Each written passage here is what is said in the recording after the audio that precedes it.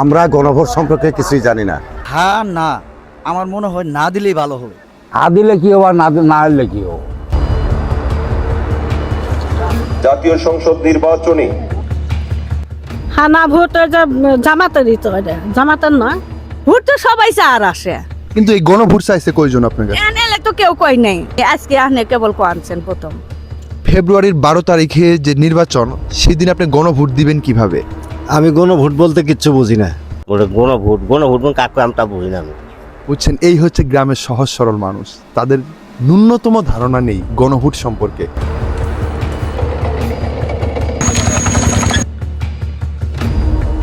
ত্রয়োদশ জাতীয় সংসদ নির্বাচন আমাদের দোরগোড়ায়, তবে এবারের ব্যালটে যুক্ত হচ্ছে এক নতুন শব্দ, গণভোট। এক পক্ষ বলছে হ্যাঁ, অন্য পক্ষ বলছে না। কিন্তু রাজনীতির এই প্যাচ মার থেকে দূরে থাকা জামালপুরের প্রত্যন্ত অঞ্চলের মানুষ এখনো জানেই না গণভোট কি।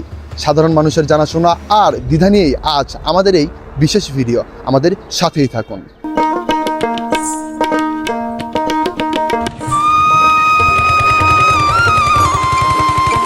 জামালপুরের বিস্তীর্ণ চরাঞ্চল এখন কর্মমুখর ব্যস্ততা।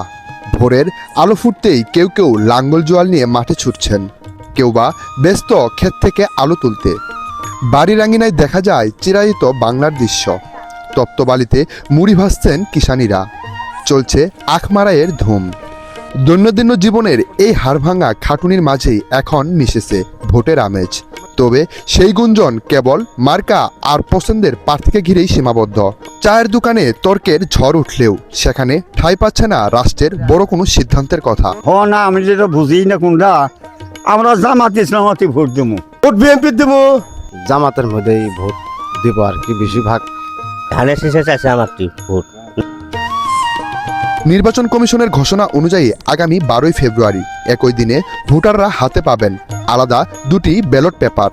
একটিতে নিজেদের পছন্দের এমপি নির্বাচন করবেন, আর অন্যটিতে ভোট দিবেন জুলাই সনদ বা রাষ্ট্র সংস্কারের পক্ষে কিংবা বিপক্ষে। দীর্ঘ সময় পর নির্বাচনী প্রতিক্রিয়ায় এই গণভোট ফিরে আসলেও প্রান্তিক জনপদের খেটে খাওয়া মানুষের কাছে এটি এখনো এক গোলকধাঁধা। অঞ্চলে জানি না, আমরা এলো বেশি কিছু জানি না। কি জানেন না আপনি? এলো গণভোট কেসে করে কি লোক জানি না। গণভোট কি জানেন? গণভোট কি আমি তো বুঝি না, তবে একজনে বুঝেছে, বলে নার মধ্যে দিলে হানো, হার মধ্যে দেওয়া নেবো, এটাই। এটার কারণটা কি? হা দিলে কি হবে এবং না দিলে কি হবে? হা দিলে মনে হয় খারাপই হবো, না দিলে বোধহয় ভালো হবে। গণভোট সম্পর্কে কিছু জানেন? না, জানি না। কেউ ভোট চাইছে আপনার কাছে? না কেউ আসেও নাই? না। তাহলে গণভোট দিবেন কিভাবে আপনি? ওটা সরকারে জানে, মাখাবেন কি আসছে গণভোটের। আচ্ছা, হা না ভোটের নাম শুনেন নাই? না। গণভোট সম্পর্কে কিছু শুনছেন কিনা? ভোট দেবো। গণভোট গণভোট সম্পর্কে আমি বুঝি না কোনটা। হা না ভোটের কথা শুনছেন কখনো? হ্যাঁ না, হয় ভোট দেবো, হয় আর না কি করবো। ভোটারদের বড় অভিযোগ, প্রার্থীরা বাড়ি বাড়ি গিয়ে নিজেদের জন্য দোয়া ও ভোট চাইলেও গণভোটের মতো গুরুত্বপূর্ণ ইস্যু নিয়ে একটি শব্দ খরচ করছেন না। প্রার্থীরা যেন শুধু নিজেদের জয় নিশ্চিত করতেই ব্যস্ত। ফলে সাধারণ মানুষের কাছে সংসদ সদস্য নির্বাচন যতটুকু চেনা, গণভোটের সমীকরণ ঠিক ততটাই অচেনা এবং অস্পষ্ট। হওয়া মানে কি, না মানে কি, এটা তো আমি বুঝিনি। গণভোটটা কি এটা আমি বুঝি না। গণভোটটা আমরা আপনার এখনো বুঝি ছাড়া পাইনি। অন্যান্য কোনো প্রার্থী কি আপনার কাছে ভোট চেতে এসেছে? ভোট তো সবাই চার আসে, কিন্তু এই গণভোট চাইছে কয়জন আপনার কাছে? এনে তো কেউ কই নাই যে গণভোট কি, এটা তো জানি না। কেউ তো খালি কয় এটাতে ভোট দিবে, ওটাতে ভোট দিবে, এটাতে ভোট দিবে, এই পর্যন্তই আমরা জানি। এখন আমরা তো আর জানি না, এটার কথা তো কেউ কই নাই, আজকে আপনি কেবল আনছেন প্রথম। গণভোটের কথা শুনেনি নাই কখনো? না, এলে আমরা শুনি না, খালি কই এই মার্কায় ভোট দিবে, এটাতে ভোট দিবে। গণভোটটা কি শুনি নাই, আবার বলেন। বিএনপি গণভোট মানে বিএনপি কি? কে বলছে আপনাকে? এটা তো বুঝি না আমি, কম দেখি আপনারা।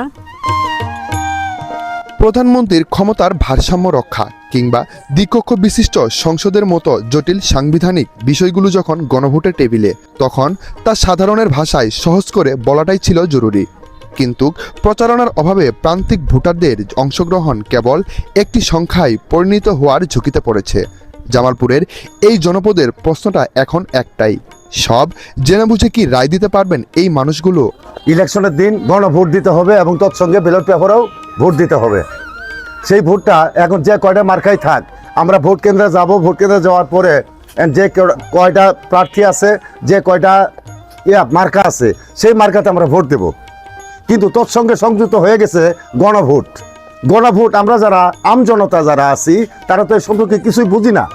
এর জন্য আমাদেরকে সচেতন করা দরকার। প্রধানমন্ত্রীর ক্ষমতা কমানো বা রাষ্ট্র সংস্কার, সরকারের এই বড় লক্ষণগুলোর কথা এখনো পৌঁছায়নি সাধারণ মানুষের কানে। ফলে গণভোট নিয়ে তাদের মনে রয়ে গেছে এক ধোঁয়াশা। তথ্যের এই শূন্যতা রেখে আগামীর বাংলাদেশ গড়ার এই আয়োজন কতটুকু সার্থক হবে সেটাই এখন দেখার বিষয়।